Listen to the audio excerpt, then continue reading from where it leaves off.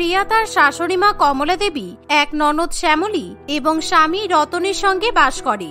প্রিয়ার শ্বশুরবাড়ির লোক অনেক বড়লোক হওয়ায় তাদের খাওয়া দাওয়ার কোনো অভাব থাকে না, ফলে তারা 3 বেলায় অনেক বেশি বেশি পরিমাণে খাবার খায়।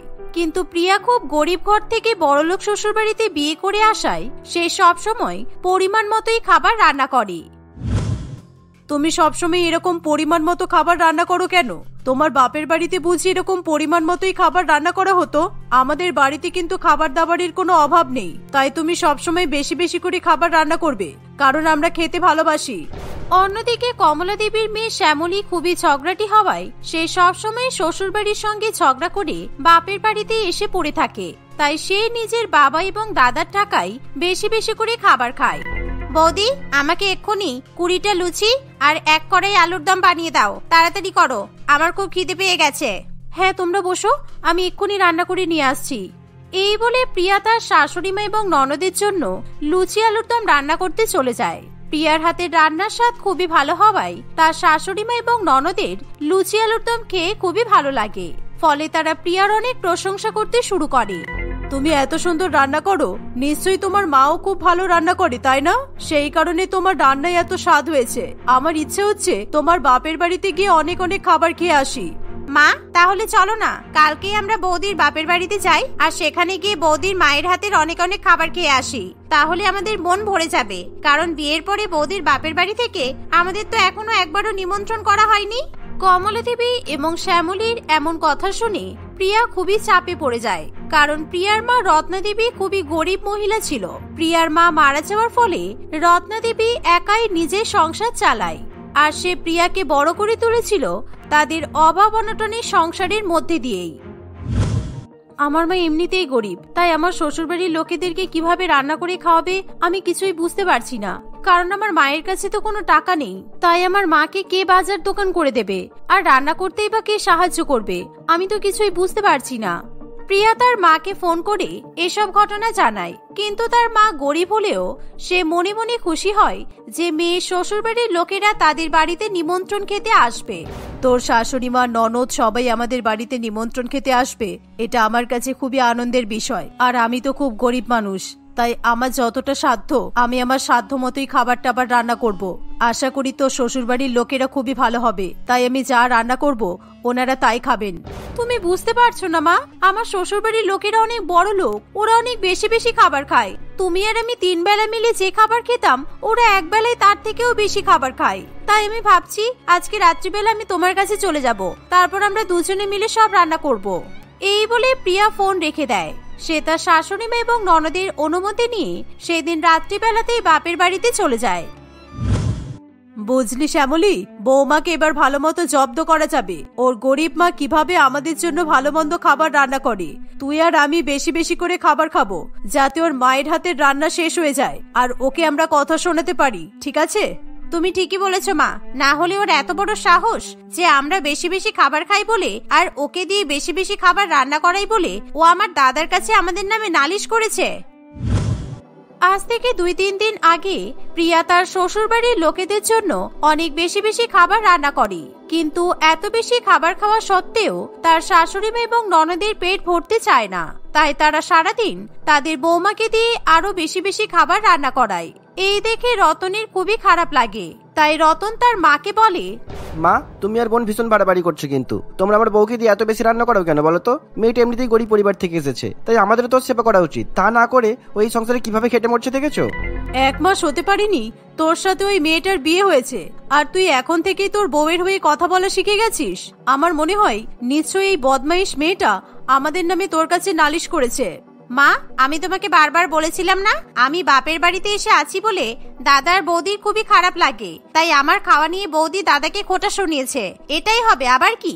বউ আমার কাছে তোদের নামে নালিশ করেনি, কিন্তু আমি সারাদিন যা চোখে দেখতে পাচ্ছি সেই ভিত্তিতেই তোদের সাথে কথা বলছি, তাই তোরা প্লিজ আমার বউকে এখন আর জ্বালাতন করিস না। রতন এই বলে সেখান থেকে চলে যায়। রতনের এই কথা তার মা এবং বোনের ভীষণ পরিমাণে গায়ে লাগে, তাই তারা তাদের গরিব বৌমাকে জব্দ করবে বলে তাদের বাড়িতে গিয়ে বেশি বেশি খাওয়া দাওয়ার পরিকল্পনা করে, যাতে প্রিয়ার মা রত্না দেবী অনেক অনেক টাকা খরচা করে খাওয়া দাওয়ার আয়োজন করে, আর সেই খাবার খেয়ে কমলা দেবী এবং শ্যামলী সেই খাবারের বদনাম করতে পারে। আর তারা তাদের প্ল্যান মতোই কাজ করে। প্রিয়া সেদিনই রাত্রিবেলা ব্যাগ গুছিয়ে নিজের বাপের বাড়িতে গিয়ে উপস্থিত হয়। পরের দিন সকালবেলা সে তার শ্বশুর বাড়ির লোক অর্থাৎ 3 জনের মতো মাছ মাংস এবং বাজার করে নিয়ে আসে। মা, আশা করি এসব জিনিসপত্রে আমাদের রান্নাবান্না হয়ে যাবে, আর আমি যা বাজার করে এনেছি তাতে ওদের 3 জনের ঠিক মতো হয়েও যাবে, কোনো অসুবিধা নেই। এই বলে প্রিয়া এবং রত্না দেবী বেশি বেশি করে খাবার রান্না করা শুরু করে দেয়। বেলা 10টা নাগাদ রতন নিজের গাড়িতে করে কমলা দেবী এবং শ্যামলীকে নিয়ে প্রিয়ার বাপের বাড়ির উদ্দেশ্যে যাওয়ার জন্য রওনা দেয়। এমন সময়, দাদা, কিছুদিন আগে পিসি মশাই আর ওদের 2 ছেলে মেয়ে তোর বউয়ের বাপের বাড়িতে যেতে চেয়েছে, কারণ আমি ওদের কাছে তোর বউয়ের হাতে রান্নার অনেক প্রশংসা করেছি। তাই আমি ভাবছি গাড়ি ঘুরিয়ে ওদের বাড়ির সামনে আগে নিয়ে চল, তারপর ওদেরকে নিয়ে আমরা তোর শ্বশুর বাড়িতে যাব, তাহলে ওরাও তোর শাশুড়ি মা আর বউয়ের হাতে রান্না খেতে পারবে। বোনের এমন কথা শুনে কমলের কিছু করার থাকে না, সে গাড়ি ঘুরিয়ে পিসির বাড়ির দিকে নিয়ে যায়। তাই আগে থেকেই পিসি এবং তার পরিবার রেডি ছিল। তাই কমল সেখানে পৌঁছাতেই তারাও নিজেদের গাড়ি করে প্রিয়ার বাপের বাড়ির উদ্দেশ্যে যাওয়ার জন্য বেরিয়ে পড়ে।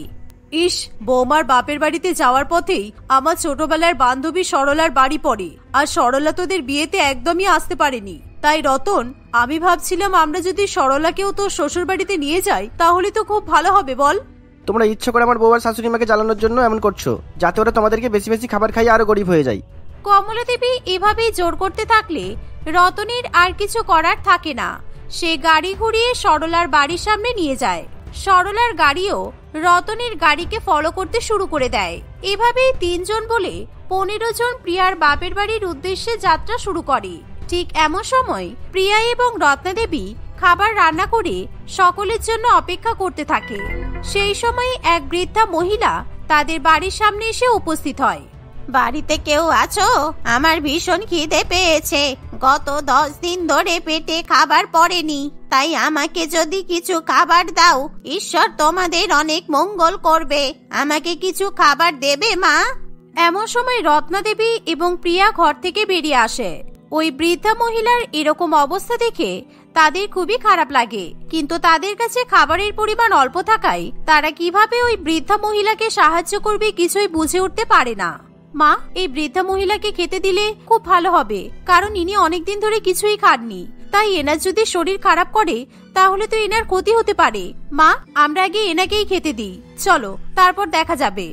কিন্তু আমরা তো তোর শ্বশুর বাড়ির জন্য যতটা খাবার রান্না করেছি ওখান থেকে যদি এনাকে খেতে দিই তাহলে তো আমাদের খাবার কম পড়ে যেতে পারে। এখান থেকে কিছুই খাবার দেওয়া সম্ভব নয় রে মা। আগে গরিব মানুষদের খাবার দিয়ে সাহায্য করা উচিত, এটা আমাদের কর্তব্য। তারপর না হয় নিমন্ত্রিতদের খাবার খাওয়ানো হবে। না হলে যদি এনাকে খাবার না দিয়ে তাড়িয়ে দিই তাহলে ঈশ্বর আমাদের অমঙ্গল করবে। এই বলে প্রিয়া এবং তার মা দুজনে মিলে বৃদ্ধা মহিলাকে নিজেদের বাড়িতে বসিয়ে তাকে পাত পেরে বেশি বেশি করে খাবার খায়। বৃদ্ধা মহিলা খিদে জ্বালায় নিজে একাই সমস্ত খাবার বেশি বেশি করে খেয়ে ফেলে।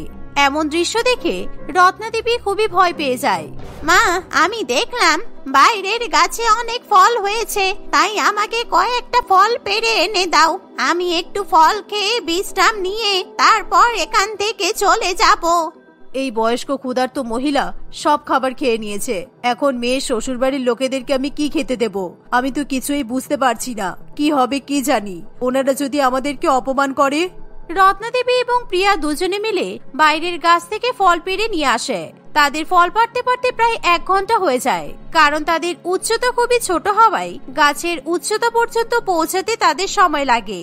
শেষ পর্যন্ত তারা ফল পেড়ে নিয়ে এলে ওই বৃদ্ধা মহিলা ফল খেয়ে বিশ্রাম নিয়ে সেখান থেকে চলে যায়। আর তারপরেই এসে হাজির হয় কমলা দেবী, শ্যামলী এবং তাদের আত্মীয় স্বজন। কি হলো বৌমা, আমাদের জন্য রান্না বান্না করা হয়ে গেছে তো? এই দেখো, আমাদের দলবল তোমাদের মায়ের হাতে রান্না খেতে চলে এসেছে। 3 জনের পরিবর্তে 15 জনকে দেখে রত্না দেবী এবং তার মেয়ে ভীষণ ভয় পেয়ে যায়। প্রিয়া অভিযোগের দৃষ্টিতে নিজের স্বামীর দিকে তাকায়, কিন্তু রতনের কিছু করার থাকে না। সে মাথা নত করে দাঁড়িয়ে থাকে। আমি নিশ্চয়ই আপনাদের খাওয়া দাওয়ার বন্দোবস্ত করব।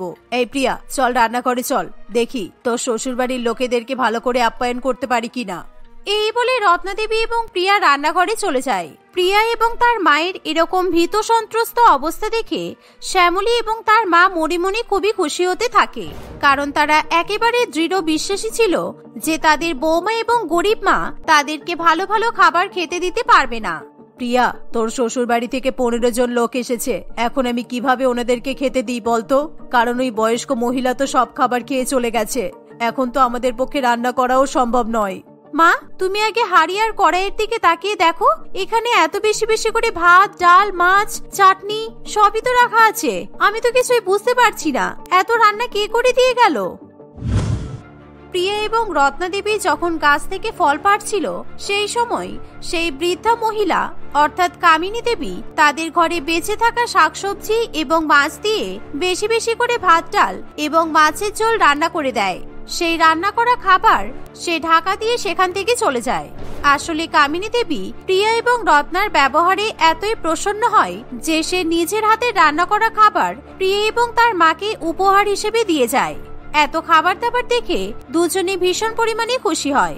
তারা সমস্ত খাবার দাবার প্রিয়ার শ্বশুরবাড়ির লোকেদেরকে খাওয়াতে শুরু করে।